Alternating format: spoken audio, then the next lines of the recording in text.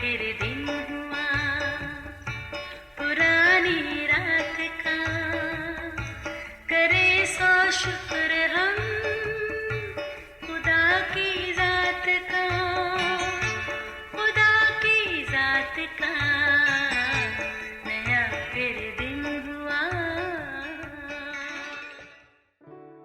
آج کی آیت، اور ایک دوسرے پر مہربان اور نرم دل ہو، اور جس طرح خدا نے تمہارے قصور معاف کیے ایسے ہی تم بھی ایک دوسرے کے قصور معاف کرو۔ افسیوں 4 باب 32ویں آیت۔ عزیزو، بنی نوع انسان جو خالق خدا کی صورت و شبیہ پر اس کی رفاقت میں رہنے کے لیے تخلیق کیا گیا، گناہ کے باعث اس قدر انتشار کا شکار ہوا کہ اپنے تخلیق کے مقصد کو ہی بھولا بیٹھا۔ آزاد مرضی کی بدولت خصلت میں بھی بے انتہا بدلاؤ آیا، اگرچہ خدا کی صفات کے پھل تو گناہ کے بیکٹیریا کے باعث گل سڑ گئے، مگر بدلے میں بدی کے بکثرت پھل پیدا ہوئے۔ یاد رہے، جب ہم میں خالق خدا کی کوئی خوبی نہ رہے نا، تو ظاہری بات ہے کہ ہر چھوٹے بڑے کام میں دشواری تو پیش آئے گی، جس میں سے ایک درگزر یا معاف کرنا یا معافی مانگنا بھی ہے۔ اس ساری کیفیت میں انا اور خود غرضی ڈٹ کر کھڑی ہو جاتی ہے۔ ہم معافی مانگیں یا کسی کو ہم معاف کریں، یہ سب ناقابل برداشت ہے۔ غصہ، ناراضگی جیسے عنصر ویسے بھی انسانی فطرت میں کوٹ کوٹ کر بھرے ہیں، اس بارے کوئی ابہام نہیں، مگر سوچنا یہ ہے کہ ہمارا خالق خدا ہمارے ایسے رویے کو کہاں تک برداشت کرے گا۔ بلا شبہ یہ ایک بڑا سوال ہے جس کا جواب ہمیں ہر صورت دینا ہی پڑے گا۔ عزیزو، بلا شبہ ہماری روزمرہ زندگی میں بہت سے ایسے مراحل ہیں جو معافی کے زمرے میں آتے ہیں، یعنی معاف کرنا یا نہ کرنا، معافی مانگنا یا نہ مانگنا۔ اس مسئلے کے حل کے لیے خدا کا کلام کیا ہدایت دیتا ہے؟ لکھا ہے، ایک بادشاہ نے اپنے نوکروں سے حساب لینا چاہا۔ ان میں سے ایک ایسا قرضدار حاضر ہوا جس پر اس کے 10,000 توڑے آتے تھے، مگر اس کے پاس ادا کرنے کو کچھ نہ تھا۔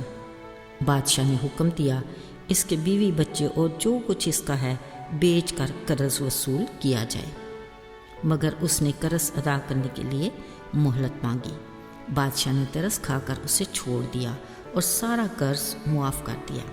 جب وہ خوشی خوشی باہر آیا، اسے اپنا ایک ہم خدمت ملا۔ اسے یاد آیا، اس پر میرے 100 دینار کا قرض ہے۔ اس نے اس کو پکڑ کر گلا گھونٹا اور کہا، جو میرا آتا ہے مجھے ادا کر۔ اس نے منت کی اور مہلت مانگی، پر وہ نہ مانا اور اسے قید میں ڈال دیا۔ عزیزو، یہ ساری کاروائی دیکھنے والوں نے بادشاہ کو خبر دی۔ بادشاہ نے اسے واپس بلا کر سخت تادیب کی اور کہا، میں نے تجھ پر رحم کیا، کیا تیرا فرض نہیں بنتا تھا کہ تو بھی رحم کرتا؟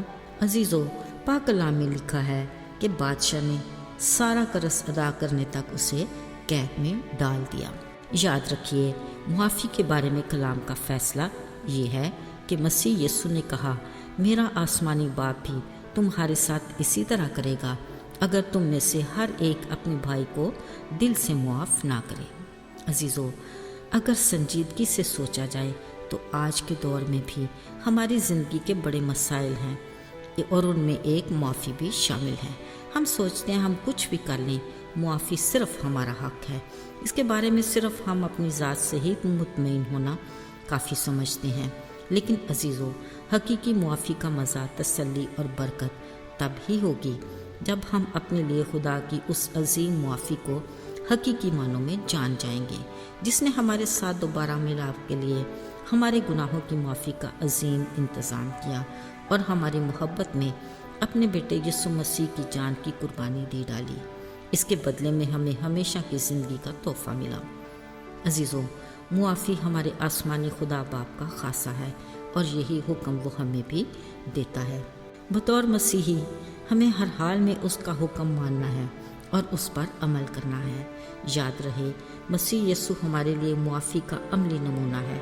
خدا سے التجا ہے کہ وہ ہمیں اپنے نقش قدم پر چلنے کی توفیق عطا کرے۔ آمین۔ آئیے دعا کریں۔ اے خداوند خدا، کسی کو معاف کرنا ہمارے لیے کتنا مشکل کام ہے۔ ہماری مدد کر کے ہم سچے دل سے دوسرے کو معاف کریں۔ ہمیں اپنے بڑے فضل سے اپنی محبت کی انمول خوبی یعنی معافی کی صورت میں عطا کر۔ یسوع کے بابرکت اور مبارک نام میں آمین۔